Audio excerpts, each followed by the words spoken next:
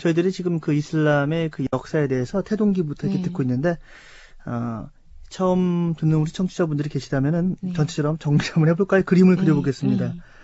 우선 지금 무함맛, 네. 우리가 보통 마호멧이 알고 있는 네. 무함맛이, 네. 원래는 그 메카에 있는 꾸라이시 부족의 한 사람이죠. 네. 그런데 이제 그 메카에서 무함맛이 출생을 하고 태어나서 태동을 하다가 네.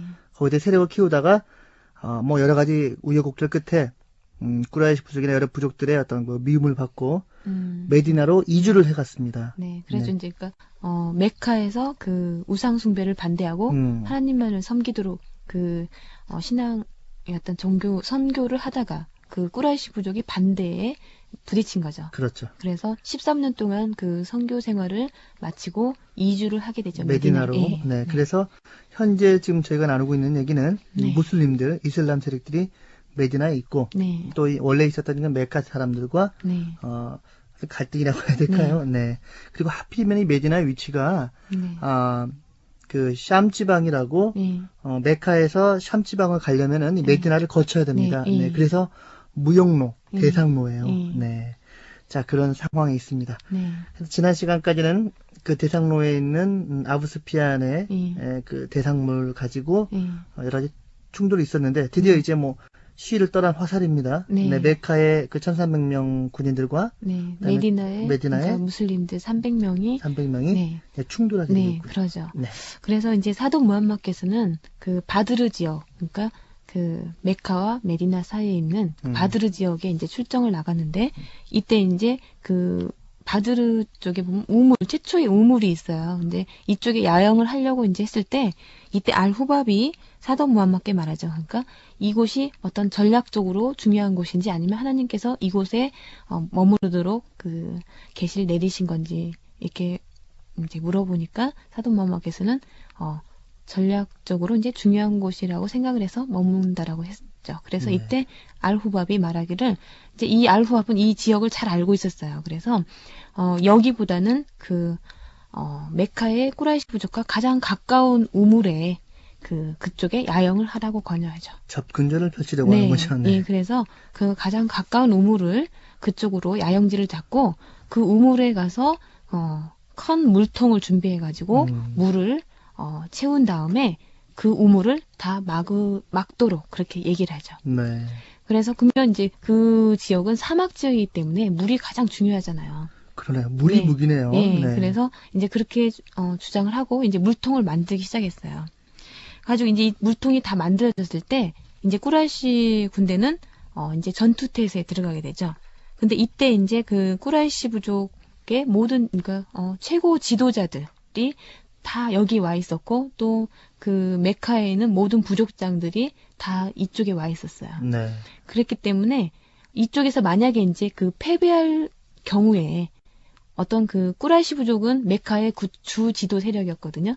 그렇기 때문에 어떤 메카의 어떤 지도권을 잃지 않을까라는 그런 우려를 하게 되죠. 네. 이때 그 우투바 이븐 라비아라는 이제 이 사람이 그 우려를 한 끝에 아부자할에게 만약에 우리가 여기에서 전쟁에서 사도 무함mad과 전쟁에서 이긴다 하더라도 그 죽은 사람들은 우리의 사촌들이고 우리 가문 사람이다. 그러니까 우리는 이 전쟁에서 빠지고 다른 부족들에게 이 무함마드를 맡기자라고 이제 말을 하죠. 제안을 하죠. 네.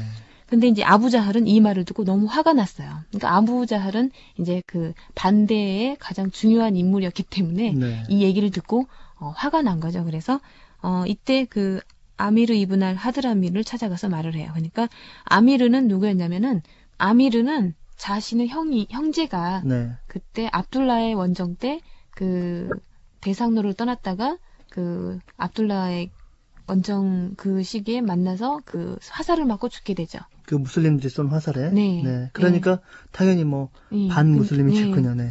그래서 아미르는 이제 자기 자신의 형제가 그 무슬림의 손에 죽었기 때문에 이 아부자할은 이제 아미르에게 가서 그 우투바가 이렇게 해서 그 되돌아가도 회유를 하려고 한다. 우리가 어떻게 여기서 지금 되돌아갈 수 있냐라고 하죠. 그러니까 당신은 형제가 살해당했는데 복수를 해야 되지 않냐라고 이제 그 선동을 하는 거죠. 네, 그래서 이제 아미르는 그럼 좋다, 싸우러 나가자라고 얘기를 하고 이제 이때 이제 평화를 지킬 수 있는 그런 마지막 기회는 이제 끝난 거죠. 네. 그래서 이제 그 결과적으로 전투 태세에 돌입이 되죠. 그래서 이때 이제 그 알-아스와드라는 이제 메카의 그 꾸라이시 부족 중에 이제 알-아스와드가 그 무슬림 군대 쪽으로 달려나가서 그 물통을 파괴하려고 그래요.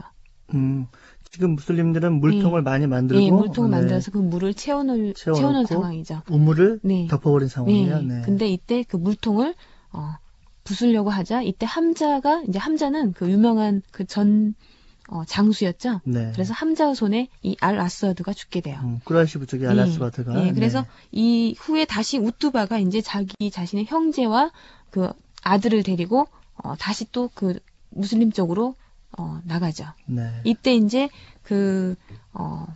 메디나에 있는 메디나 사람들이 그 메디나 청년들이 이제 이 세 사람을 맞아서 싸우려고 했을 때 꾸라이시 부족이 말하는 거예요. 그러니까 우리는 너희들과 싸우려고, 그러니까 메디나 사람들과 싸우려고 온 게 아니다.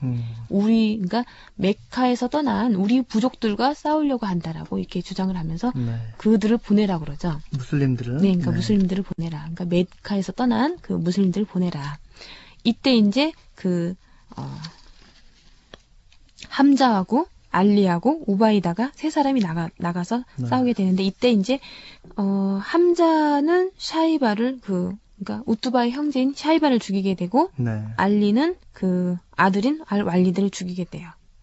그리고 이제 나머지 그 우뚜바가 싸우고 있는 이제 우바이다를 도우러 가고 있는데 이때 이제 두 사람이 죽고 한 사람만 남은 상황이잖아요. 그 메카의 꾸라이시 부족 중에서는 지금 3대3으로 맞섰다가 3대3으로 맞섰는데 2명은 죽고 한 사람만 이제 남은 상황이라 세 사람이 이 한 사람을 죽이려고 하니까 이때 이제 그 메카의 군대가 총 공세로 나서게 되죠. 당연히 그렇겠죠. 네.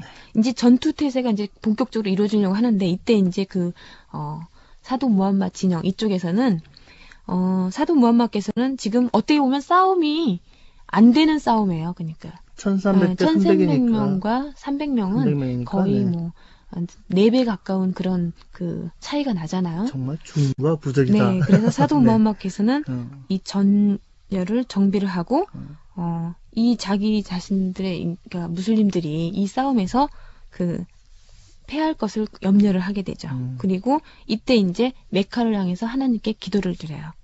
그래서 그러니까 하나님께서 우리에게 약속하신 대로 우리를 도와달라. 그리고 만약에 이 작은 군대가 만약에 패한다면 당신을 누가 언제 섬기겠느냐. 그러니까 우리를 도와달라라고 간절히 기도를 드리죠. 네. 그래서 이때 이제 그 거의 혼신의 힘을 다해서 기도를 드리는데 이때 이제 그 하나님께서 우리에게 승리를 주실 거라는 그런 그 영감을 받았어요. 계시가 아니고 영감이군요. 네. 그래서 이제 이때 그 병사들에게 가서 신앙심으로 두려워하지 말고 전투에 임하도록 격려를 하는데 하나님께 맹세코 오늘 너희 중에 싸워서 죽는 자가 있다면 반드시 천국에 들어갈 거라고 그 병사들을 격려를 하죠. 고무를 시켰군요. 네. 그래서 이제 이것은 어떻게 보면 그 하나님의 길에서, 그러니까 신앙의 길에서 그 반대하는 세력을 우리가 죽이는 것은 어떻게 보면 정당한 거죠. 그러니까 당연한 명분인 거죠. 그래서 만약에 이것을 바로 이제 지하드, 그러니까 성전이라고 하는데요. 만약에 이런 싸움에서 죽었을 때는 반드시 천국에 간다라고 우리 꾸란에도 나와 있어요. 그래서 그 병사들에게 그런 그 격려를 하고 고무를 시켰죠. 그래서 어떻게 보면 이런 정신력에 의해서 그 사기가 충전이 된 거죠. 그렇군요. 자, 이슬람 선교사 이정수 씨 모시고 이슬람의 첫 번째 전투, 바드르 전투에 관한 이야기를 나누고 있습니다. 이 정신력이 중요하다. 물론 지금 현대 전쟁도 마찬가지니까. 그래서 이런 어떤 정신력으로 이제 그 싸움에 맞서게 되는데요. 이때 그 하나님의 그 두 구절의 계시가 있는데요. 네. 그 계시를 한번 보면은 예언자여 믿음으로 싸움에 임하는 그들에게 힘을 북돋우라. 그러니까 너희 가운데 20명이 인내한다면 200명을 물리칠 것이다. 너희가 100명이라면 불신자들의 1000명을 물리치리니 그들은 우매한 백성이니라. 그러니까 하나님이 너희의 짐을 덜어주사 너희 가운데 연약함이 있음을 아시고 은혜를 베푸시니 너희 가운데 100명의 인내하는 자가 있다면 200명을 물리칠 것이요 1000명이라면 하나님의 뜻에 따라 2000명을 물리치게 하시니 하나님은 인내하는 자와 함께 하시니라 라는 구절이 이제 꾸란에 나와 있어요. 네. 그러니까 어떻게 보면 그러니까 인내하는 자 가운데에서 하나님께서 도움을 주신 거죠. 그렇게 해서 이제 이 전투에 임하게 되는데 이때 그 이제 전투에 임했을 때 보면은 빌랄 있죠. 빌랄. 예, 빌랄이 이때 이제 누구였죠, 빌랄이? 빌랄은 처음으로 이슬람에서 노예 신분으로 있는 노예를 해방시켜줬죠. 네. 그래요. 네, 그래서 이때 이제 빌랄이 싸움터에서 그 자기 자신의 전 주인인 우마야 이븐 칼라프를 만나게 되죠. 아, 참, 그 인생이 네. 우습군요. 네, 예전 노예였을 때 그 주인을 만난 거예요, 전쟁터에서. 꾸라이시 부족과 메카에 있는 꾸라이시 부족과 그 모든 다른 부족들이 지금 다 여기에 전투에 지금 임했기 때문에 그러니까. 자신의 전 주인을 여기서 만나게 된 거죠. 적으로. 네. 이 빌랄은 그 자기 전 주인으로부터 그때 그 뜨거운 떼약볕 아래 그 돌을 가슴에 얹어놓고 고문을 당하죠. 그래서 이슬람을 버리도록 강요를 받죠. 이때 이제 아부바크르에 의해서 그 아부바크르가 그 빌라를 돈을 주고 사고 다시 해방을 시켜주죠. 그래서 자유를 얻게 되는데, 그래서 이제 이때 여기에서 그 빌랄인 우마이야를 만나게 되는데, 우마이야에게 이렇게 말하죠. 그러니까, 우상숭배 우두머리인 우마이야야, 만약에 너가 여기서 빠져나가려면 나를 죽여야 할 것이다라고 말하죠. 그리고, 결국은 그 빌랄에 의해서 여기서 우마이야는 죽게 돼요. 참, 처음부터 마음을 예쁘게 쓰지. 그래서 전쟁터에서, 그 빌랄이 예전에 그 주인을 살해를 한 거군요. 네.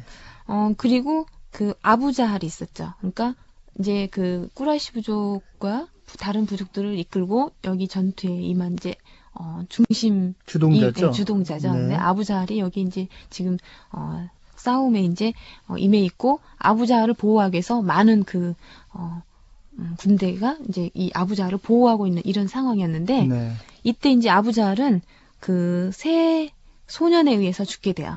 그러니까 이 중에 이제 무아드 이븐 아프라하고 무아드 이븐 아무르 그리고 압둘라 이븐 마스우드라 이제 세 소년에 의해서 죽게 되는데 아부자할은 가장 그 사도 무함맛을 박해하고 또 힘들게 했던 그 주 인물이었죠. 그래서 무아드 이븐 아무르가 이렇게 말해요. 그러니까 아부자할이 누구냐라고 묻게 되죠.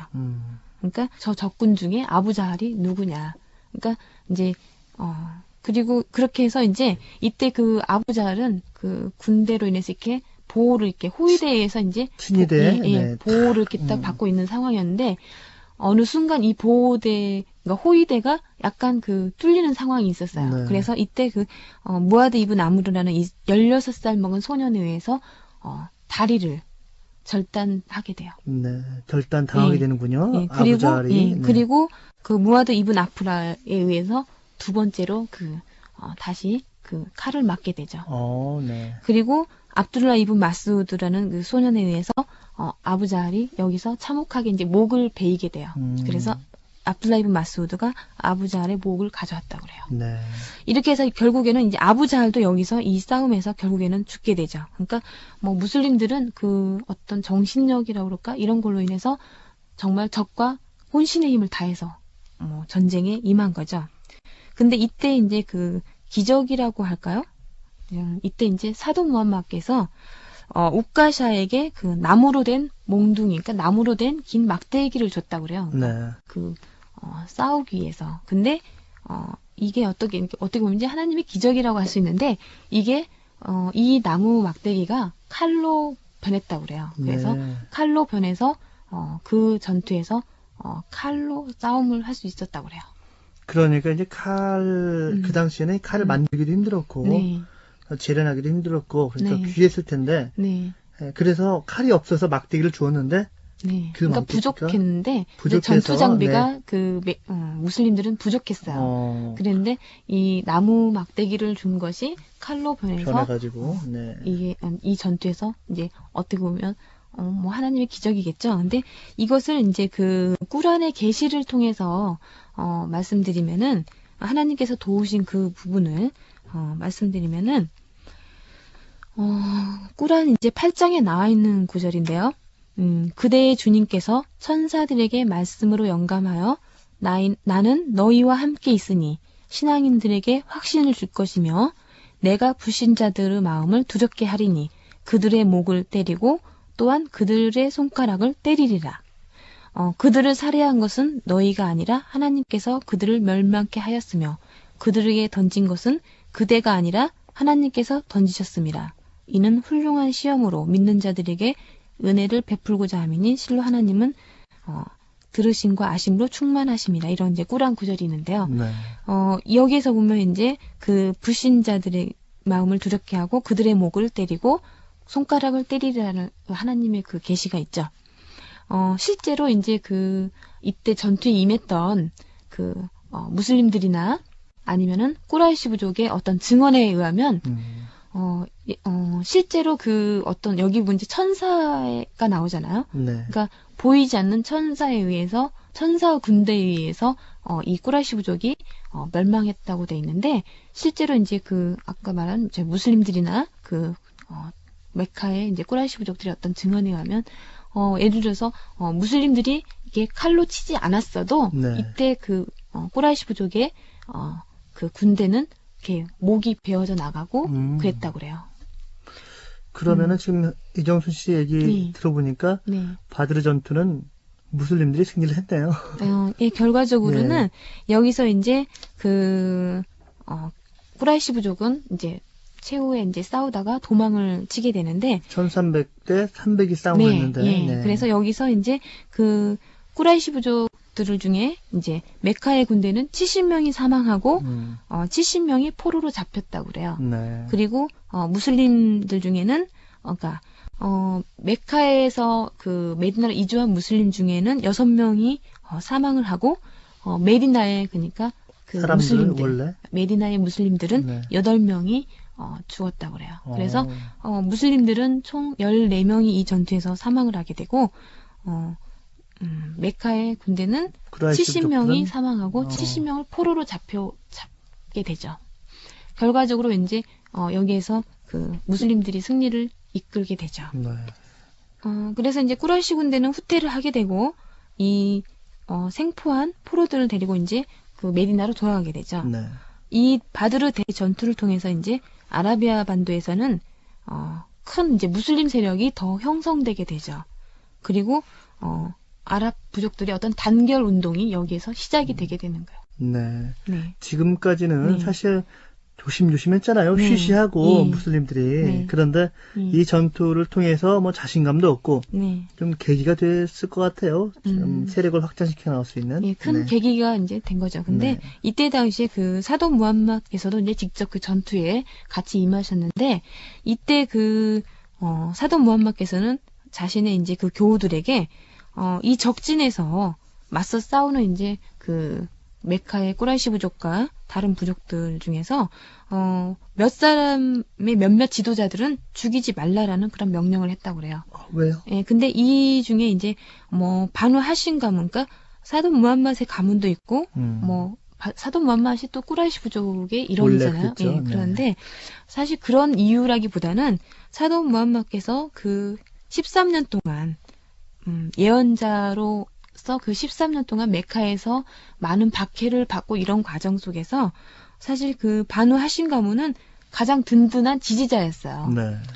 실제로 이슬람에 입교를 안 했다 하더라도 바누 하신 가문의 많은 후원을 받았죠. 그러니까 바누 하신 가문에 의해서 큰 자기 자신의 가문이었기 때문에 또 다른 그 부족들이나 다른 가문에서 그 바누 하심 가문 때문에 그 사도 무함맛을 함부로 못하고 또 하심 가문의 많은 보호를 받았죠. 그리고 이 중에 이제 그 몇몇 지도자를 살해하지 말라고 한 이유는 사도 무함마드께서 그 13년 동안 박해를 받는 과정 속에서 우바이 부흐들이라는 이 지도자는 이슬람에 대해서 절대 비방을 하지 않았다고 그래요. 네네. 그러니까 어떻게 보면 옹호를 해줘. 자기 자신이 이슬람에 입교는 하지 않았더라도 많이 옹호를 해줬고요.